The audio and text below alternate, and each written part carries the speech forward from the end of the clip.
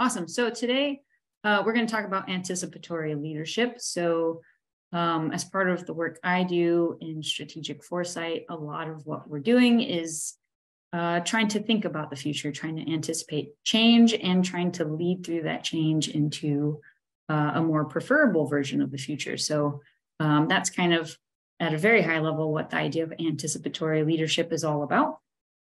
So for today, we're going to talk about how the world is changing, how it's kind of this dynamic, evolving thing, and then some leadership capacities that will be really helpful for dealing with an evolving dynamic future, and this idea of anticipatory leadership, what that really is. And then the bulk of the time today will be spent on a way of thinking about the future. And to do that, we're going to use something called the 3 Horizons framework. It's a really useful tool for kind of understanding different perspectives about how the future will unfold and about how change happens. All right, so that's the slide there. I think we all probably feel that there's a lot of change happening in the world. So all the pictures here on the screen are just things that have happened in the last couple of years. You've got, of course, the global pandemic, new vaccine technologies and science that's advancing very rapidly, inflation and recession and the economy, a lot of social unrest, this grand kind of remote work experiment that we've all been through, and natural disasters, wildfires at unprecedented scales, lots and lots and lots of things happening, lots and lots of really big changes that make the world very chaotic and very uncertain. And then layered on top of that, we also have this layer of technological and social change. So these are all of the new things, all the advances in thinking and in technology that are coming on top of all the other change we've seen out in the world. So things like gene editing and remote work and 3D printing food, sending people to Mars on a spaceship, lots and lots of near-term kind of more close technologies, and then really far out technologies like going to Mars.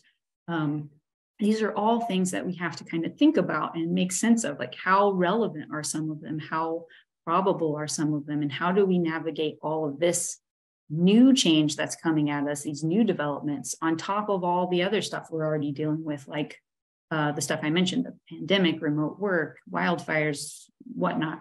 There's just a ton of stuff that's changing that we have to be able to make sense of.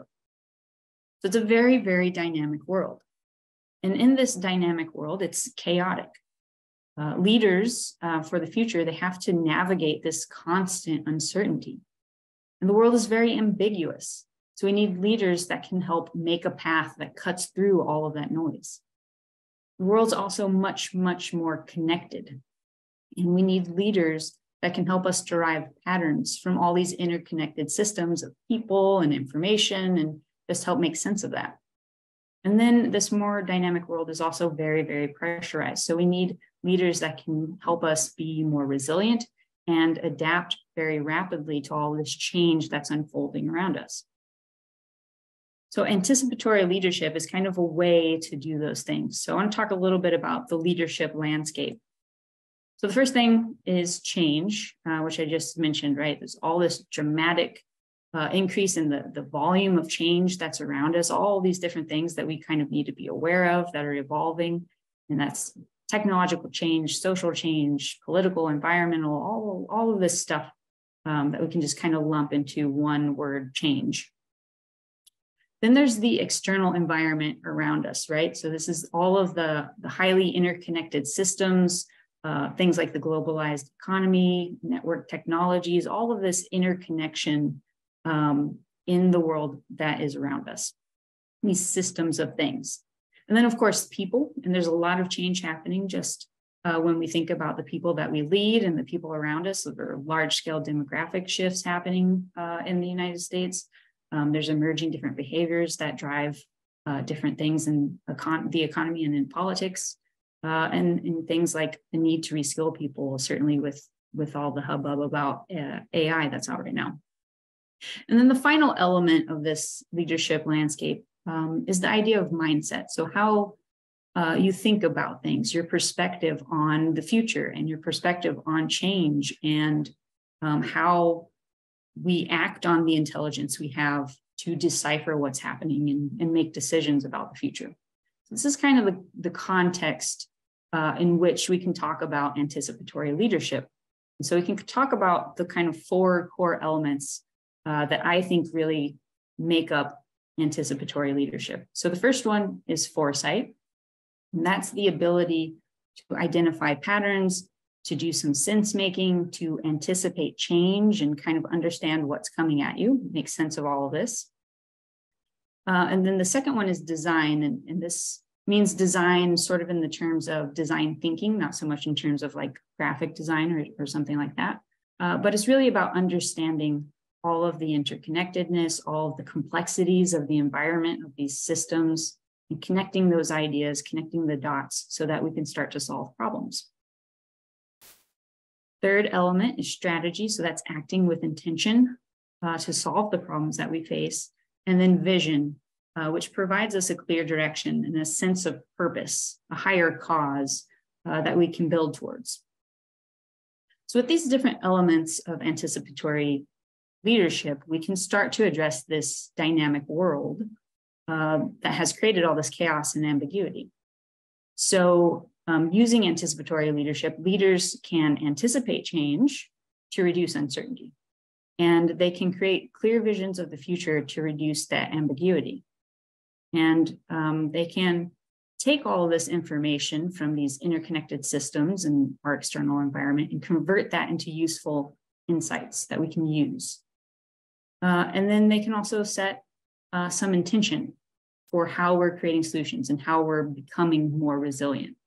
So these are the 4 kind of core capacities of anticipatory leadership and how they help us prepare for and interact with and navigate this more dynamic world. One of the core elements of that I mentioned in that landscape slide is perspective, the mindset that you have, the way that you think about the future, the way that you think about change. And that's what we're going to talk about today, because that's a really core part of those 4 different capacities of leadership. And the perspective that you bring to the table really shapes the way that you engage with the future and the way you think about change. So to talk about perspective, we're going to use something called the 3 Horizons framework. This is a framework developed by Bill Sharp, and it's really about setting some clear ideas around how we have perspectives about the future. So there's a couple of things we need to know before we dive in. The first is just acknowledging that the future is unknown, and yet every day we have to act on it. You can probably tell me with some pretty high degree of confidence where you're going to be in 5 minutes, and hopefully that's still listening to this webinar. But it's much, much harder as we think longer term. So it's much, much harder to say where you're going to be exactly 5 years from now. So there's a high level of uncertainty the further we go out in the future. And yet every day we have to make decisions about what we're going to do and how we're going to, where we're going to be, some amount of time from now. Second thing to know is that we can reduce that uncertainty as we take collective action. So you and I and each of us as individuals, we can influence the world around us, certainly, but we have a lot more agency to do that when we act in coordinated ways with a group of people.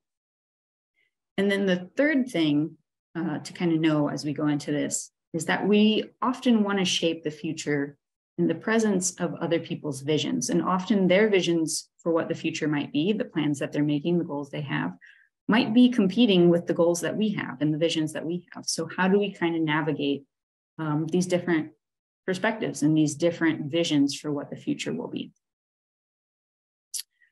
All right. So now we're going to dive into the actual framework. So I know it doesn't look like much now, but we're going to fill this out. And just a couple of things to know about this framework. On the bottom axis, you have time. So that goes from now out into the future. And then on the vertical axis, you have what's called strategic fit with the external environment, excuse me. And what that really is just a fancy way of saying, how well does something fit in the world? Is it useful? Do people use it? Is it what we do every day? How present is it?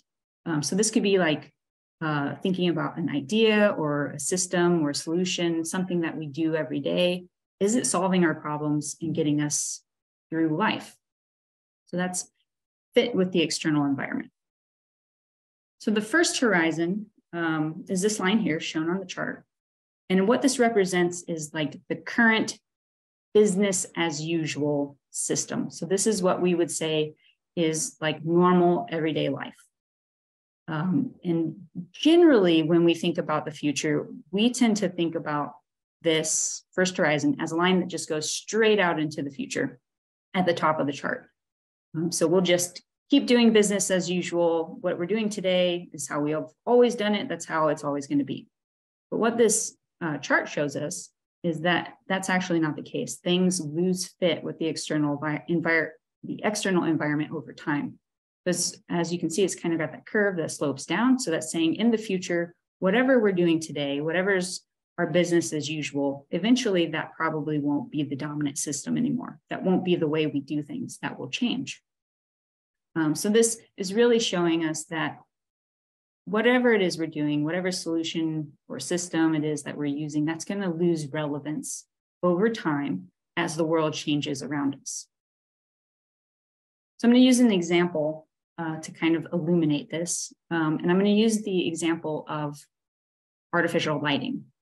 So before the invention of the light bulb, candles were a very common, very prevalent way to illuminate our dwellings, our houses, our different places where we needed to see in the dark. They've been around for over 5,000 years, very, very functional, but also very, very expensive per lumen hour. I did some research on this a couple months ago, and I think it came out to like $13,000 per minute to burn a candle to get that light. So this was a technology that was for the very, very wealthy for a very long time. So candles were relatively expensive. They provided pretty dim lighting. There's a lot of issues with wax and soot. And because of what they were made out of historically, they often smelled pretty terrible. So they weren't like the best solution, but they were the best solution at the time. Around the late 1700s, early 1800s, we had the Industrial Revolution. And the world dramatically changed, right? Suddenly we had factories and cities that were growing much bigger with much taller, bigger buildings, automobiles and different machines. And you can imagine if we had tried to continue to use candles as our dominant form of lighting, that just wouldn't work very much in this new world. A skyscraper lit with candles would be a huge fire hazard. Automobiles with candles for headlights would not be able to navigate dark streets at night. So this idea here is that candles as a technology, as a solution, as the way we were lighting things, as what we would do, that lost fit with the external environment and suddenly was no longer a viable solution for this new world around us. So now I'm going to talk about the third horizon. So this one's kind of the mirror image of the first horizon. And what this one is really saying is that right now, there are these marginal ideas about the future that exist. And eventually, one of those ideas is going to become the new dominant system. It's going to evolve and change and become the way we do things. So we call these ideas pockets of the future that live in the present. And we futurists, we say there are no future facts, right? You can't predict the future. Nothing is set in stone. But these pockets of the future, these little marginal ideas about what we could do, they're the best evidence that we have of what the future may become. So there's something that's important to kind of pay attention to. And this chart really shows how one of those can change and become dominant. So in our example, of course, that idea, that little pocket of the future, that was the light bulb.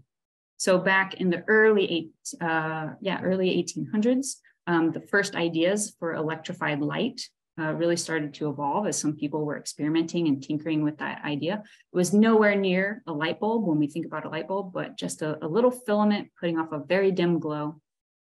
And this eventually became an idea that transformed the world, right? So as we have developed the light bulb and incorporated those into our lives and our world, that's changed everything. It's changed the way we design buildings. It's changed the length of our workday. It's changed our lifestyle and our behavior. Suddenly we have light at any time and for very, very relatively inexpensively light. So that's the third horizon. And I know you're probably asking yourself, well, she went from the first horizon to the third one. She is not very good at counting, but there's actually a reason I skipped the second one, and that's because it is a transition in between the first and third horizons. It's very unstable and very temporary horizon. And it's really just, how do we get from horizon 1 to horizon 3? This is kind of the domain of startups and entrepreneurs. These are the people that are trying to figure out, how do we make this version of the future a reality, and how do we get there from today? So there's a lot of competing ideas. There's a lot of churn, a lot of different ways of thinking about it, trying to solve these problems. So in our example of the light bulb, we often hear this story about Thomas Edison inventing the light bulb, but actually, if you look into it, there's a ton of different lighting technologies that were being developed in the 1800s as people were trying to figure this out. There were lightning in a tube prototypes, arc lamps, kerosene lamps, all kinds of different versions of electrifying the grid. Sorry, my dog is barking. And there was a lot of churn. There were tons of different inventors and researchers trying to figure this out. And it wasn't until over 100 years later, in the 1920s, that the light bulb actually started to find commercial success and become that new dominant system. So it was about 120 years of that horizon 2 in between those two systems. So here's just a couple quotes to kind of really emphasize how much churn and experimentation goes on in this transition period. So before I got through, I tested no fewer than 6,000 vegetable growths and ransacked the world for the most suitable filament material. That's Thomas Edison talking about the thousands of experiments that he ran, trying to figure out how to make the light bulb work. And then this one, he says, the electric light has caused me the greatest amount of study and the most elaborate experiments. I was never discouraged or inclined to lose hope, but I can't say the same for all my associates. It is definitely not for the faint of heart. It is a time and a period of great experimentation, lots of failure as you try to eliminate all the different options to get to the solution that will work. All right, so the cool thing about 3 horizons is that you map them all over each other, and you can see that all 3 of these things exist simultaneously today. There is a dominant first horizon. That's the way we do things.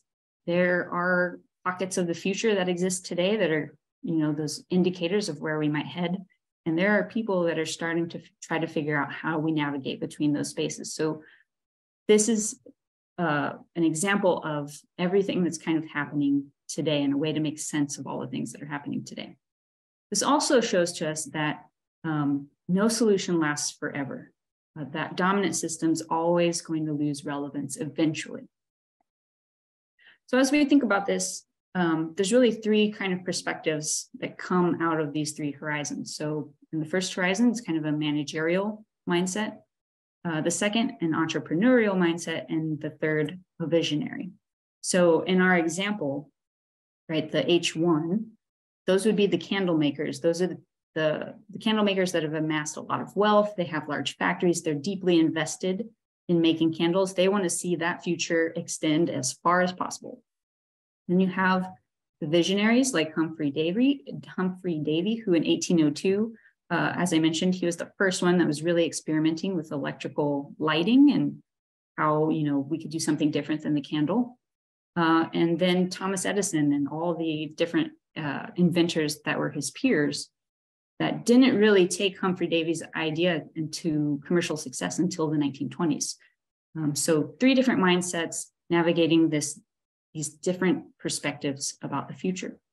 And what we tend to do as people is we default to one of these, and then we see the other people and we see the flaws with their perspectives. So if you're in this H1 mindset, you might see the visionaries' ideas as impractical and irrelevant, something you don't need to think about. And you might see the entrepreneurs being just like overly risky. If you're in the visionary mindset, you might see the manager as a dinosaur. You might see the entrepreneur as a sellout. So which one you default to informs how you might see the other people. But what is, important about this framework and about thinking about the future is flexing our perspectives. It's understanding that all three of these perspectives and all three of these horizons exist at the same time, and they all play a role in helping us navigate the world. So instead, if we kind of flex our perspective, we can change the way we view these other horizons. So if you're the manager, you can choose instead to see the visionary as someone who's providing an aspiration for what we should be moving to, and the entrepreneur as an ally to get there. If you're the visionary, you can see the manager as our support system, as our legacy, as the maintainers of the system that will allow us enough time to transition into a new future. So all three of these have their benefits and their role and their place in the world, and all three of them are important to making sure that we have a stable system and also progress, that we can progress into the future. So back to our light example, no more candles, right? We've got light bulbs, we have no candles. Well, of course not. So a lot of industries go through sort of a collapse and transformation. So candles in their functional role for providing light have essentially collapsed, but they've transformed into something new, something that we use for aesthetics and for nostalgia. And there's really been a renaissance of candle development in the years and decades since they kind of lost their fit, for lighting. We have new waxes, we have new manufacturing techniques. There's over 10,000 candle scents, and we manufacture over 1 billion pounds of wax every year. And I think the candle market now is projected to be 13.5 billion in 2028, which I think is bigger than it was before. So even though we move away from how we've done things in the past, we still keep these elements, these things where we find use and value in them, and we still move with those into the future. So nothing ever truly goes away completely. So the way you can use this framework to kind of think about the future, so you can view H1 as the is. It's how we can critique and understand the present and where we are. We can use the H3 as the should. That can help us define an aspiration to move towards and set some goals and help us understand what kind of change we desire. And then H3 is the how. It's the strategy that we use to get to the goals that we're setting. So this leads to some very useful questions as you're thinking about the future and leading into the future. So what is business as usual, and how did we get here? Why is it not fit for purpose anymore? What's worth keeping? What is the future we want? What signals are present today that show that that's possible? And who can help us solve these problems? So these are all the key questions to think about as we're anticipating the change that lies ahead. And the last little thing I'll mention here about the Three Horizons framework is what's called the triangle of choice. So this is the area right in the middle of the chart. This is the area of greatest uncertainty, but it's also the area of greatest freedom.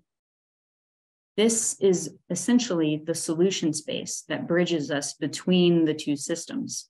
But to navigate it successfully requires that you understand the values and the assumptions that define both the first horizon and the third horizon. So it's by understanding the values and assumptions of both that you can successfully bridge that gap. And I'll leave you here with this quote from Bill Sharp, who is the creator of this framework.